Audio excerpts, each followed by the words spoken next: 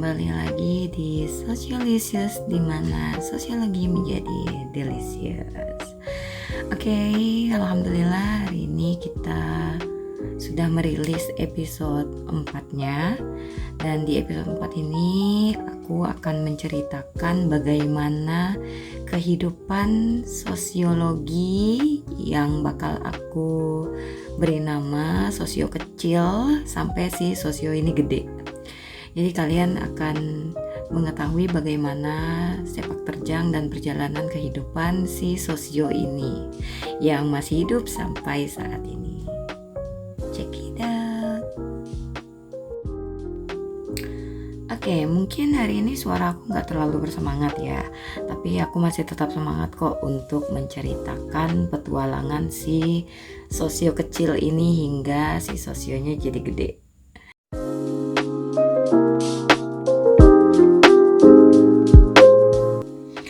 Oke teman-teman, seperti yang pernah aku kisahkan di introduction sampai di episode 3-nya aku selalu menceritakan bahwa sosio itu lahirnya di Perancis ya, jadi dia bukan orang Indonesia. Sosio itu awal lahirnya itu di Perancis, tepatnya di Eropa ya, di sekitaran abad ke-17, jadi sekitar tahun 1800-an gitu. Udah tua banget sosio nih sekarang, tapi waktu itu dia masih kecil. Nah dulu tuh pada saat sosio lahir di Eropa tuh tidak sedang baik-baik saja kondisi keadaan masyarakatnya. Dulu pada saat sosio itu lahir, waktu itu sedang terjadi kekacauan yang besar ya.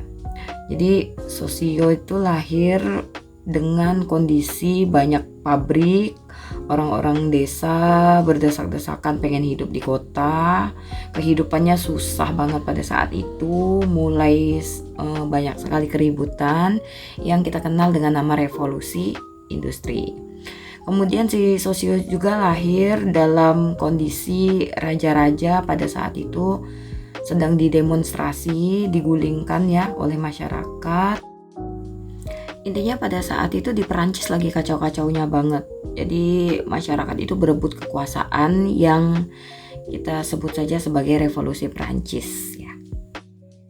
Nah, singkatnya sosiologi ini lahirlah ya dari sebuah sudut kecil di Perancis dengan seorang ayah bernama Auguste Comte yang memberi nama kecilnya si sosio kecil itu dengan nama lengkapnya sosiologi.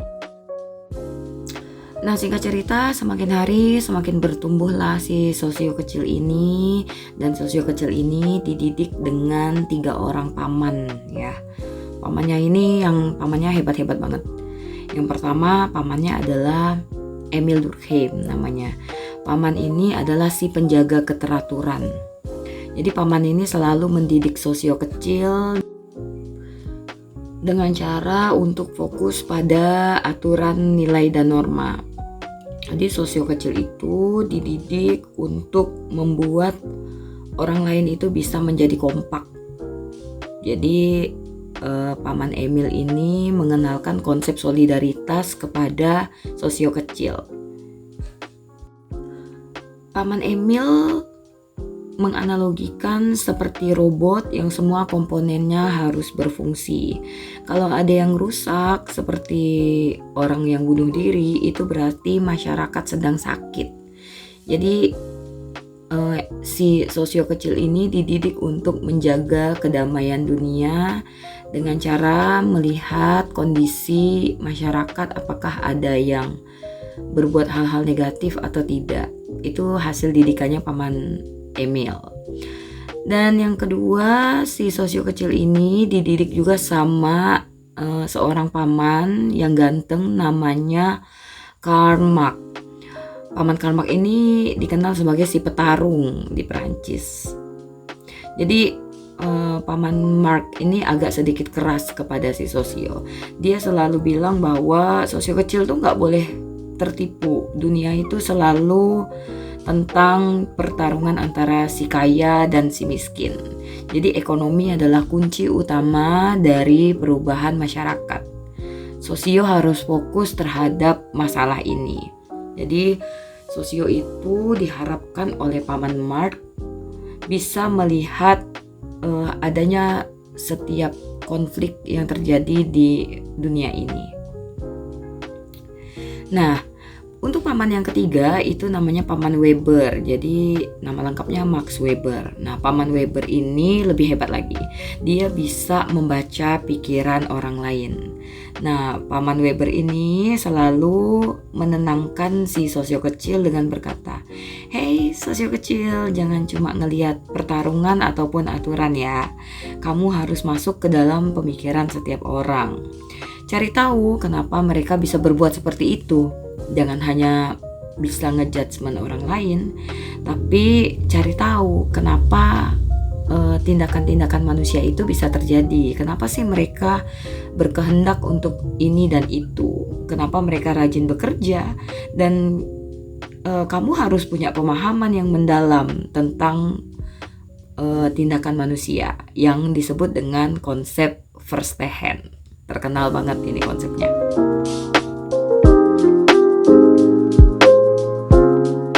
Oke, singkat cerita, si sosio kecil ini semakin hari semakin besar dan kemudian menyelesaikan studi-studinya di Perancis.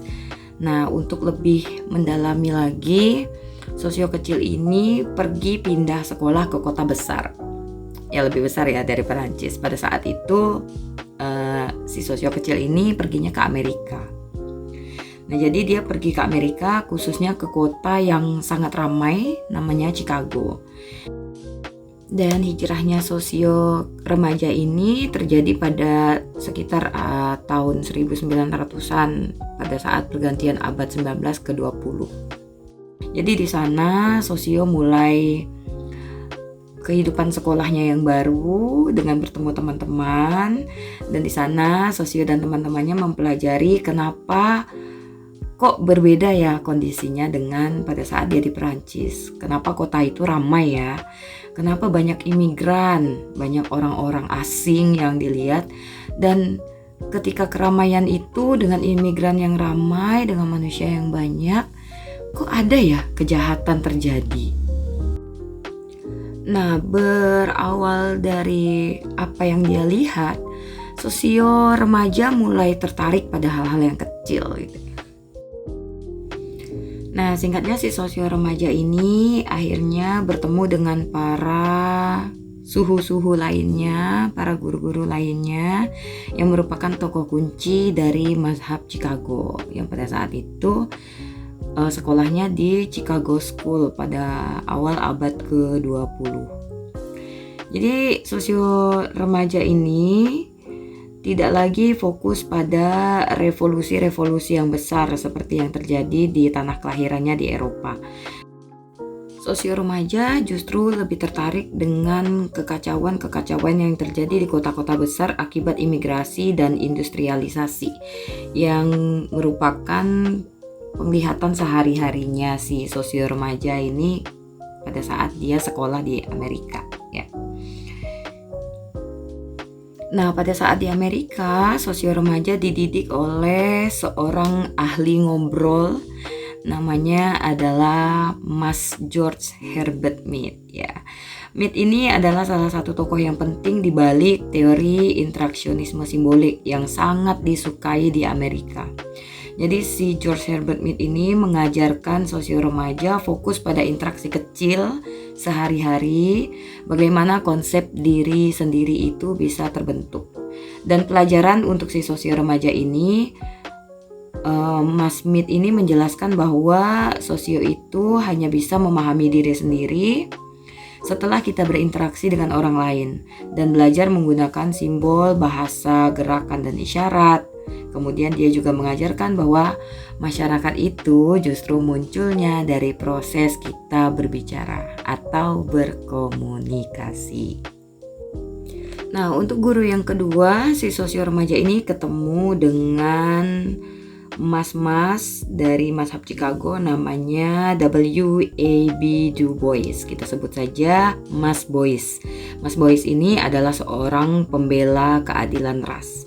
Jadi Mas Bois ini mengajarkan sosio untuk meneliti ketidakadilan ras, terutama yang dialami oleh masyarakat Afrika di Amerika. Ia juga menggunakan penelitian empiris untuk membongkar masalah sosial dan politik yang terjadi di Amerika pada saat itu. Nah, pelajaran untuk si sosio remaja adalah Du Bois mengajarkan konsep kesadaran ganda atau yang lebih dikenal dengan double consciousness, yaitu perasaan menjadi warga negara Amerika tapi pada saat yang sama juga merasa dipandang sebagai masalah oleh masyarakat Amerika pada saat itu. Nah, selain dua orang mas-mas tadi yang ditemui sosio remaja di Amerika, sebenarnya masih banyak lagi. Tapi itu adalah tokoh penting di Amerika pada saat itu yang menjadi fokus sosio remaja.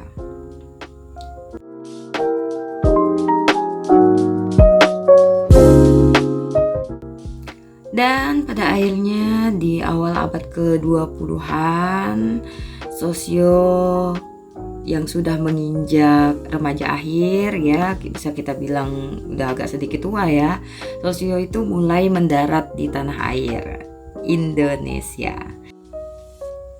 Nah, di Indonesia sosio ini masuk ke kampus-kampus di Indonesia.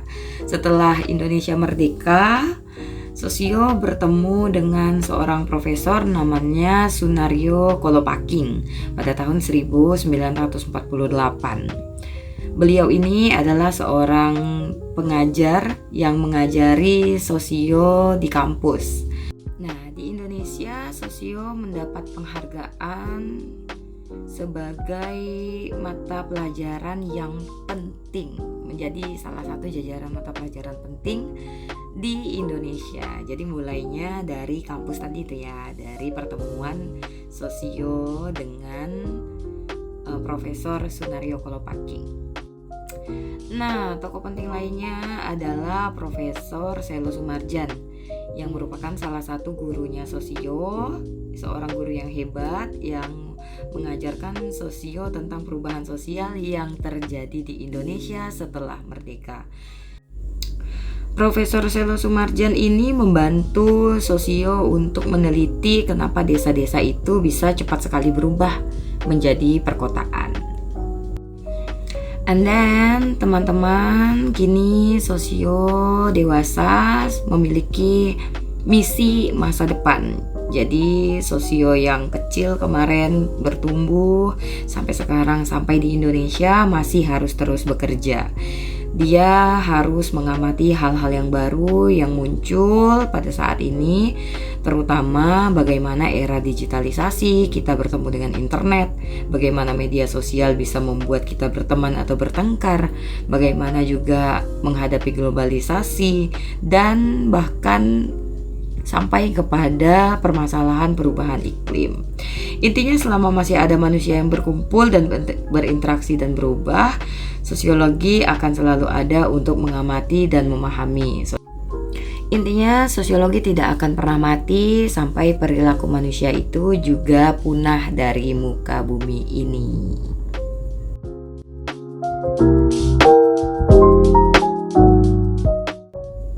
Dan teman-teman, kita sudah sampai di akhir dari episode 4. Aku berharap semoga kalian semua memahami perjalanan si sosio kecil ini sampai sosio masih hidup sampai saat ini. Dan akhirnya kita bisa mempelajari sosio itu di sekolah, di kampus-kampus, bahkan menjadi landasan kita dalam berkehidupan dan berinteraksi sehari-hari.